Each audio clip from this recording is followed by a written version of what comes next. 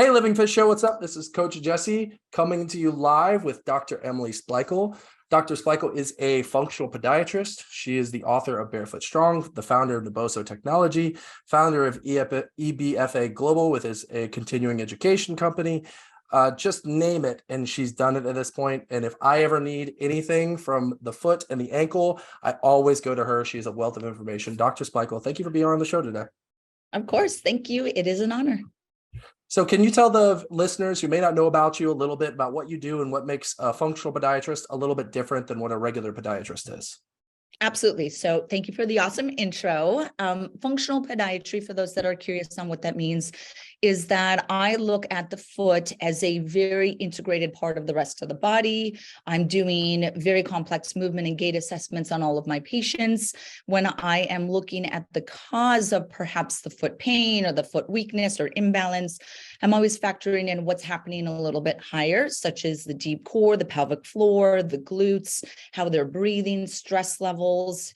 It can even expand into people's diet. Is it inflammatory? So I try to factor it in and cross functional movement. So that's the functional part, but then also some of the belief and principles of functional medicine. And then in addition to the functional podiatry, I'm a human movement specialist. So I particularly specialize in complex movement dysfunction and chronic pain or chronic movement disorders. And how long have you been doing all this now? It feels like a long time, but like 12 years. A good decade. You were originally in the New York area, and now you've kind of moved west as Naboso started to grow. Is that correct? Yes. So I lived in New York City for 20 years. So I practiced podiatry in New York for 10 years, which was a great place because it's such a walking city. So it's actually really busy. And I learned a lot about different types of pathology in New York City. And then we recently moved to Phoenix because Naboso, which we'll talk about, has just been rapidly expanding, that we need the warehouse space and a more sustainable warehouse space versus in the middle of Manhattan.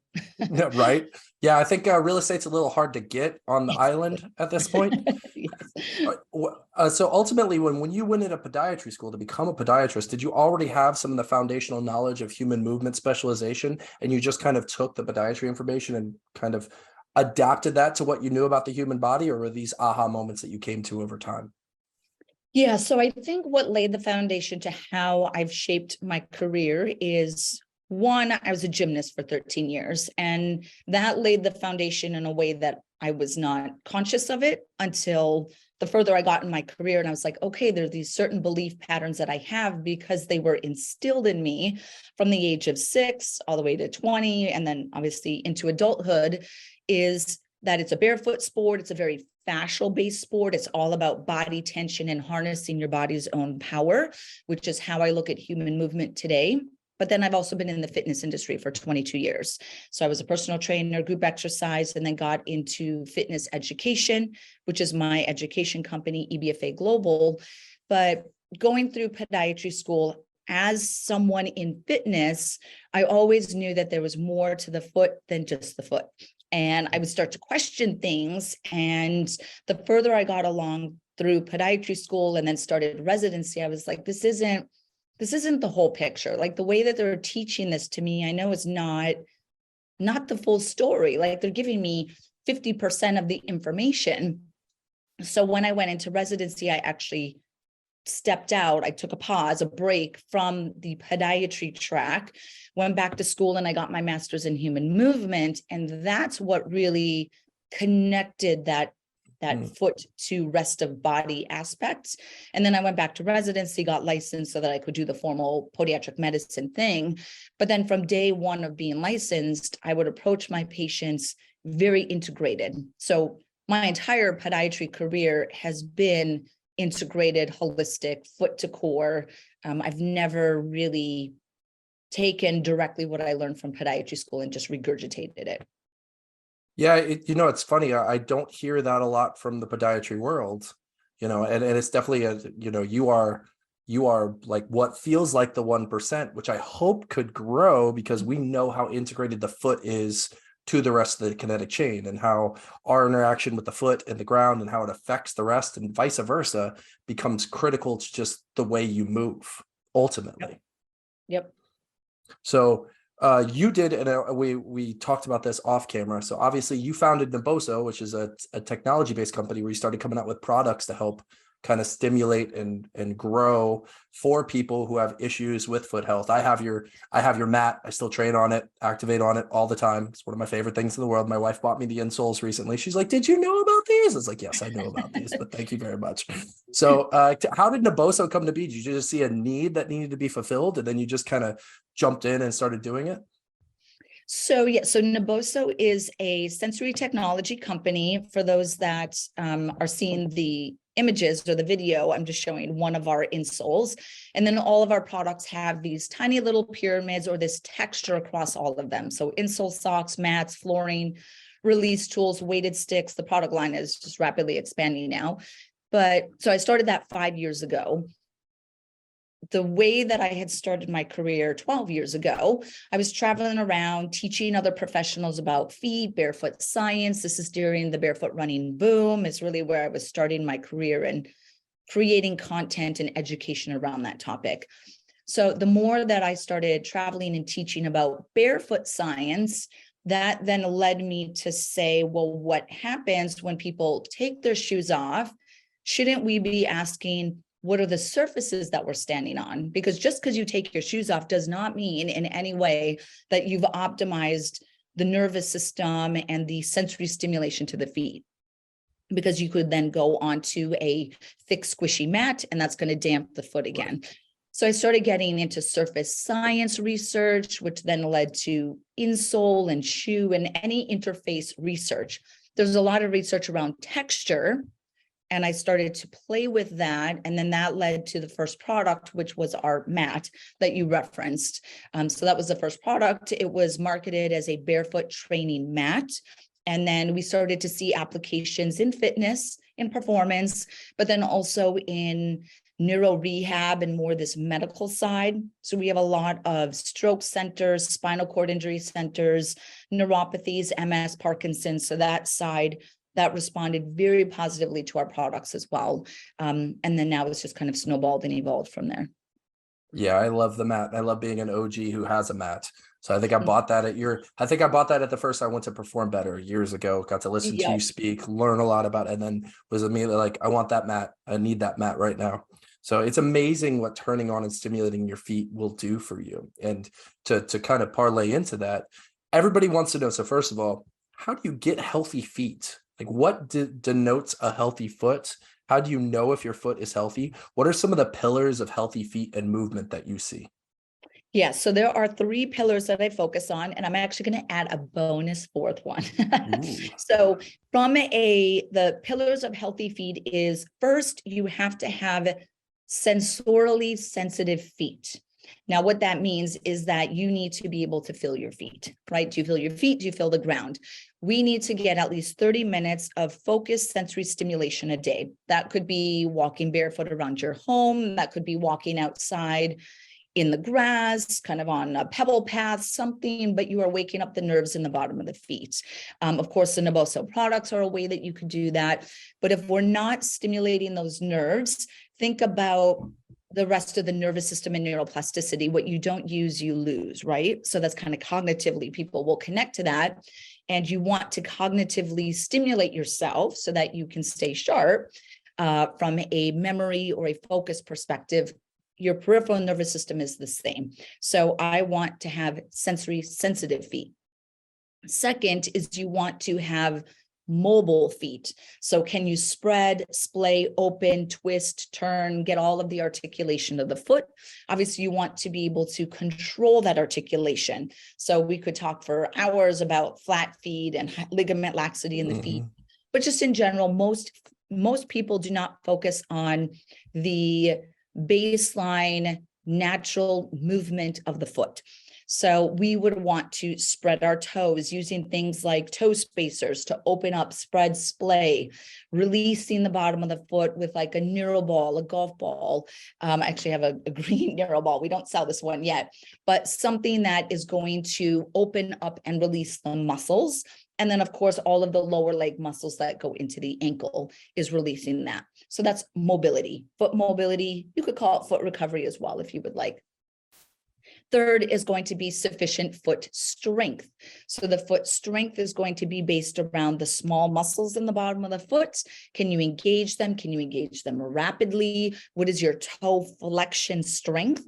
So I just came from 2 different fitness conferences and was speaking about toe flexion strength as a predictor of balance stability, especially as we age. It can increase performance. Some studies have shown that the stronger your toes are going down, so toe flexion, the higher the vertical jump, the faster the acceleration. So there's a big correlation between toe flexion strength and performance. So that is based around doing things like short foot. Short foot is an action where you push your toes into the ground. I teach short foot and foot exercises in an integrated way, that every time your foot contracts, your deep core should contract. You should do something with your diaphragm. So you want to breathe or exhale when you engage your foot. So foot strength. And then I will have people do that every day. And I'll talk about how this could be a sequence in the morning. And then the 4th pillar, which is going to be the bonus one, it kind of ties in with the foot strength, but it's going to be balance. So everyone should have the ability to stand on one leg. So for baseline human movement, i.e. walking primarily, but you have to be able to stand on one leg. Research has shown if you cannot stand on one leg for 10 seconds, it will actually be a predictor to mortality and morbidity. So standing on one leg, super, super important. So the way that I would incorporate this for a patient or for the listeners is that I would say, okay, when you first wake up in the morning, you can actually check all of these off.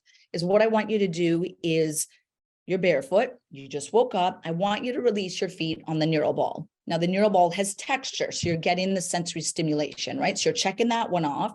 We're releasing the feet, so we're stimulating the muscles to open them up. So you got your mobility. 2, I then want you, once you release both feet, to have your feet shoulder width apart, stand nice and tall. Imagine that you're stiff as a board, and then you're just going to sway your body forward. So this is called a forward lean. You sway your body forward, and every time you sway forward, you should feel this reflex activation in your toes. Your toes go boom, down into the ground. They anchor. What you're doing is you are activating a postural reflex, which is strengthening toe flexion, toe flexors. So you just got the strength. Do that 5 to 8 times. Now I want you to stand on one leg, push your toes into the ground the same way that that forward lean did. And can you stand on one leg for 10 to 30 seconds? Do the other side, boom, boom, boom. Go have an awesome day. Like if you could do that literally every morning, do it when you're brushing your teeth, right? Like do something at the same time, do it while you're waiting for your coffee to be made, do it while you're, making breakfast, whatever it is. But then you can sneak that in and hit those 4 pillars every day consistently. That's going to have a great effect. Wow, that's great information, and something that everybody should do, honestly. I mean, and one of the things I wanted to kind of key on there was talking about foot strength. I think it's very interesting, and maybe you can speak to this. The foot is such a complex, beautiful structure that's inherently so strong in the way it was, designed or evolved, or however you want to look at it. But yet I feel like we kind of take it and we stuff it in a mitten, and then we just expect it to be strong and do things for us. So can you speak to that a little bit about just the beautiful integration of the foot and taking that foot and integrating it into the way you exercise? Yeah. So foot strength is occurring with every step that we take, and having tight shoes, cushioned shoes, unnatural shoes, shoes that don't twist. So another function, I have a sock, but if you have a shoe and you were to twist a shoe, that would allow the natural movement and therefore strength of the foot. A lot of how we use foot strength dynamically is to balance. So that was one way that we do it, but we also use it to absorb impact forces. So the absorption of energy to move dynamically and to move efficiently dynamically is based off of foot strength. So that's why I use that forward lean and short foot and standing on one leg as the most foundational baseline way to build a strong foot. Yeah. And just working with athletes myself, I see that on a regular basis. We have these, most of my athlete mobility I do is barefoot, so that we can, because one of the main elements of gait and sprinting is push off. So if the big toe doesn't have any extension to it, what's going to happen? We're not really going to be able to satisfactorily push off when we do that. Yep. And then so many compensations come from that. And people don't realize that probably a lot of their movement compensations that they're experiencing or seeing or feeling are actually foot driven or from the ground up driven. If we don't have enough range of motion or in our big toe, you're not going to be able to extend the hip in the way that you want, which means you can't take long steps, you won't be as fast, you won't jump as high. But then for people from a non-athletic connection, it could then slow down the strength of the glutes, and then that leads to low back pain, SI joint pain. So everything is integrated, which is why this is why I was having the conundrum I was when I was going through school. And I was like, I can't talk about the big toe or the foot without talking about the core and the glutes and the rest of human movement, because it is so integrated. Yeah, and I tend to see us as, our top two priorities as human beings are we're bipedal and we're O2 based creatures. So I feel like if there's any mess up in either of those two things, if gait's off or our breathing's off, it just affects the entire system, because the entire system has to then kind of make up for the fact that I'm not doing the two foundational human movements and behaviors well at that point. So it makes perfect sense why they're so integrated. And can you talk a little bit too, what, because you mentioned the barefoot shoes, and obviously I'm big into barefoot shoes and barefoot training a little bit. Can you mention, there is science out there that using barefoot shoes, just walking in them for 6 months increases foot strength to 60%. So can you talk a little bit about the benefits of both training barefoot and barefoot shoes for the listeners at home? Maybe they want to get into it, and maybe the best way to do that, because you can't just jump right into the deep end with that stuff. Yeah. So minimal shoes, barefoot shoes. I don't have one. I live in Arizona now. So I have I'm barefoot and I have sandals on. But so I don't have a minimal shoe to show you, but imagine like a Vivo Barefoot, right? Or a Zero shoe where they have no cushion. It is a shoe that you could twist or that you could roll up. So there is no support, no structure. What that is doing is that is allowing as much sensory stimulation as possible to enter the foot through the shoe. There's nothing that's going to damp or separate the stimulation to the foot because of the cushion. So we're taking that away. And then also as that sensory stimulation comes in, as the impact comes in, your foot now has to absorb the impact. So the contraction of the foot muscles has to be there so that they absorb it. So that's where a lot of that foot strength is happening. You also take away some of that toe spring that is inherent in more structured shoes, which means you use and engage the toe flexors a lot more. Yeah, that makes it. Yeah, I'm huge into trying to be barefoot as much as I can. I have an extensive collection of Vivo. Shout out to Vivo. I love their shoes. They're a B Corp and they do a lot of great things out there, which makes me love them. But there's also a lot of other really great barefoot shoe companies out there. So it's very hard, though, I think, for some of my athletes who play a field sport where they have to play in cleats. They have to practice in cleats. So they're spending most of the time in cleats. Is there a recovery protocol that you think is best for these guys once they've been in their cleats, they've practiced for a couple hours, or they've been in their wrestling boots and they've done all the stuff that they have to do? Is there a good recovery process that you like to use for people like field athletes?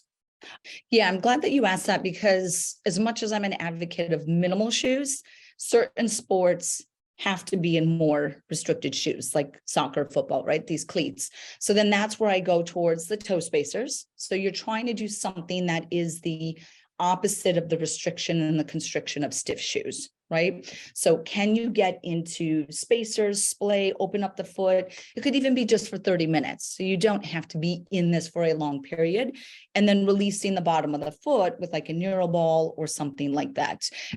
So anything that is the opposite. And then what I tell any of my athletes is what you do when you're not training or playing is very important. So when you're not on the field, can you be in a more minimal shoe, a shoe that is wider? So do the opposite of what you know that cleat is doing to your foot, so that we can maintain as much natural foot health as possible. Yeah, and it's ultimately about dosage, right? I mean, if I'm practicing for 15 hours a week, but I'm spending the rest of my time barefoot, well, then that rest of the time barefoot should be, going to do better things for me than necessarily the 15 hours a week. I don't know if there's a way to really offset it, but at least it's kind of like food, right? 80% of the time, clean, fit, and healthy. 20% of the time, glass of wine and dessert with my family on a Saturday. So Exactly. from a visual standpoint, What should healthy feet look like? And I know this is kind of a loaded question, but if you're looking at a foot, what are some of the things that you want to see that tells you, hey, this is a healthier foot that I'm looking at right now? Yeah, so when we look at the foot, I'm gonna start with the forefoot. So in the forefoot, having toes that are long, straight, and flat to the ground is very important. So any toes that are curling in and contracting right away, functionally and from a dynamic movement or athletic performance, you are shortening your lever. So a lever is when you push off and you take a step. If for the listeners, if they are barefoot, or you happen to look at a foot that's doing a calf raise, so it's kind of in this push off position, that is called a rigid lever. And that is a extremely important position of the human foot to optimize walking, power, performance, acceleration. All of that is based off of a lever. So when we say lever, this is straight physics, a longer lever arm, you can create more torque. So you want those digits to be long, straight, and flat. Any sort of curling in, maybe because of chronically tight shoes, I don't know, a muscle imbalance, lack of recovery, something like that in the foot, you are essentially shifting that foot away from optimization. So we want toes long, straight, and flat. I also will teach people when they activate the foot to not curl in. Sometimes people think that's what they should do. I don't like the exercise called a towel crunch because it's reinforcing that pattern that I don't want in the foot. In addition to the forefoot, you obviously don't want a bunion. A lot of people can't help a bunion, but the bunion is oftentimes because of instability in the rear foot. So if the back of the foot is unstable, that's going to destabilize the front of the foot, and then the bunion can start to form. Toe spacers, again, I mean, I recommend toe spacers to almost everyone, but toe spacers are a great way, strengthening the foot, learning how to find neutral in the rear foot, can balance the front of the foot. You actually do want a wider forefoot. So you want spread, and not splay of the toes, but splay of the ball of the foot or the metatarsals. They actually need to be able to pull away from each other. Ideally, we want a neutral arch, so you don't want a collapsing arch. And then the back of the foot, you want to have sufficient ankle mobility that you can stand and move without compensating. So those would be kind of some of the high level optimal positions, or what I would be looking for in a foot. Now you mentioned it, so I want to ask it because it's kind of debated, and I would love to hear what your opinion is. It because you mentioned the bunion, and you mentioned that some people just can't help it. Are bunions strictly genetic, or is it just you're genetically predisposed and it's environmental at the same time? Yeah, so the component of the bunion that is genetic, well, quote unquote, that genetic is our connective tissue, or our ligament integrity. So certain people have very unstable, or the feet are too flexible, which means that there's a component of ligament laxity. So any of that ligament laxity destabilizes, I have a foot right here. Ooh, look, foot. Stabilizes this joint right here, and then it allows the bunion to swing out. So it's really based around connective tissue integrity. If you genetically have less connective tissue integrity, or you have more elasticity in your connective tissue, then that will allow the bone to swing out, which is what a bunion is. A bunion is a swinging out of the first metatarsal. So it's not that the bunion is. So yes, you could say you are genetically predisposed to the bunion. But if you strengthen your foot, you wear smart shoes, maybe you wear orthotics, because it can be really difficult to control a ligament lax foot, then orthotics might actually be good for it. I do not blame bunions on shoes, though. I think that's a cop-out. I think it's just an easy thing, because narrow shoes only cause an angulation of the toe, but that's not what a bunion is. That's not a bunion. This swinging out like that is a bunion, right? So it's very different. It's very different. And, you know, I'm not a huge fan of certain footwear industry and footwear features, but it's actually this other component that's greater influencing to it. So kind of big toe abduction coming across, abduction. I was looking at the foot. So coming Yes, across that but way. that So first metatarsal it's the has, first metatarsal. Got it. yes, Okay. So 100%. technically you can have big toe abduction, but not have a bunion at that point. Is that correct? Yeah, I mean, there's like, some people actually have it at this joint, so it's interphalangeus. So it'll look like Mhm. it's angled, like the tip of the toe is angled in, but that's Mhm. actually the interphalangeal joint right here, not the first MPJ, but also if Mm. just my toe is swinging over from narrow shoes and I use toe spacers, I can get that toe to create a little bit better alignment. That is where you could see before and after pictures and say like, okay, I could see how switching shoes, toe spacers, all of that can reverse a bunion, but that was actually not a classic bunion in the sense of how like podiatry would look at a bunion. It's really based off of that intermetatarsal angle. That's great information. So let's finish off with this. So we got people out there who are like, you know what? And the movement's happening. We're seeing it more. Maybe not on the East Coast as much, definitely West Coast. But ultimately, people are saying, hey, I want to take better care of my feet. Maybe I want to transition to barefoot shoes, but I've been wearing shoes with cushion and everything for the last 40 plus years of my life. How would you recommend somebody transition from going from the shoe that was all of their support to finally being able to wear barefoot shoes on a regular basis? Yes. So remember those 4 pillars that I had said. So start with that. Start by stimulating your feet, tuning into your feet, release your feet on a regular basis, start to build the strength and the balance so that as you transition slowly from a structurally supportive shoe to a more minimal shoe, you have the baseline recovery and strength. So most injuries when people transition, and back in the barefoot running boom, when there was a lot of bad press around the Vibram 5 fingers, that there were so many articles I remember just slamming that company, which means theoretically they were slamming barefoot shoes, right? Mm-hmm. Was because of the lack of transition that people were doing. So it really wasn't the shoe per se, it was the lack of awareness and programming and marketing by that company of the appropriate transition, right? So everything about the human body, but we'll just relate it to the foot, but in general, the way that you prevent getting injured is that you balance stress and recovery. So when you start taking away support and cushion from a shoe, the stress to your foot is going to go up. That's baseline, right? Because the shoe is doing all the work. Now your foot has to do the work. So that's stress. So as the stress to the foot increases, you want to offset that by increasing your recovery. And that recovery could be time.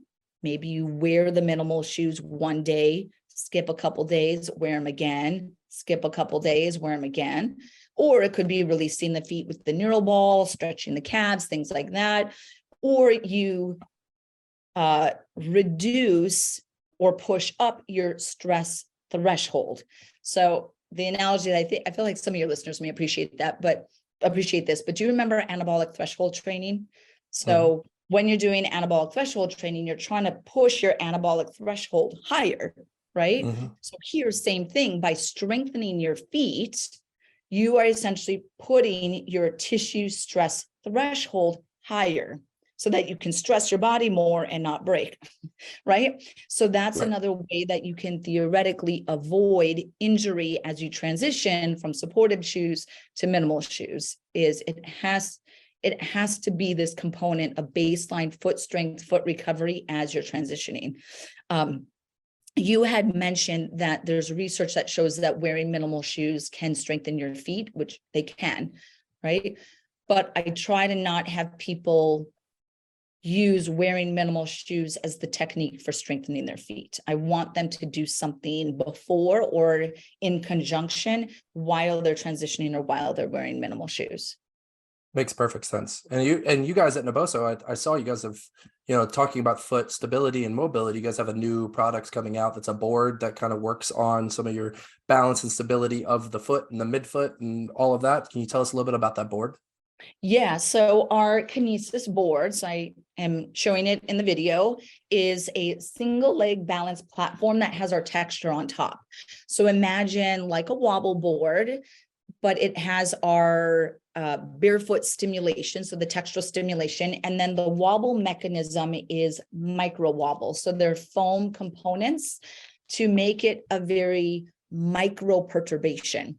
Now, the micro perturbation is technically what your foot experiences with every step that you take. So there's a subtle inversion, eversion, or pronation, supination mechanism that happens every time you walk. We don't want it to be this large, grandiose, like I'm on the wobble board or I'm not, right? For some people, bouncing on a wobble board is quite difficult to find that kind of dialed in position, or something like even flipping a Bosu over is like, that's a very dramatic perturbation to the nervous system. I'm trying to use, through our kinesis board, micro perturbation to wake up and stimulate the nervous system. Because also one of the best ways to strengthen your feet is to stand on one leg. So doing something that can just bump that up a little bit, I'm all about kind of checking boxes. The more you can check boxes when you're doing a technique, I'm all about efficiency. I actually do everything in a standing desk, and I totally want to get some just so I can stand on I while love I'm it. working on my standing desk at the same time. Standing desk board. Yeah, exactly. Well, Dr. Splichal, thank you so much for being with us. You like the wealth of information that came through here and your social media. If you guys are not following her, go follow her. The information you give away for free is astonishing. Like, I've paid thousands of dollars in continuing education for some of the information that you give away on your social media platform. So thank you so much. And thank you for being so sharing for the rest of the planet so we can all be barefoot strong. Of course. Thank you. It was an honor.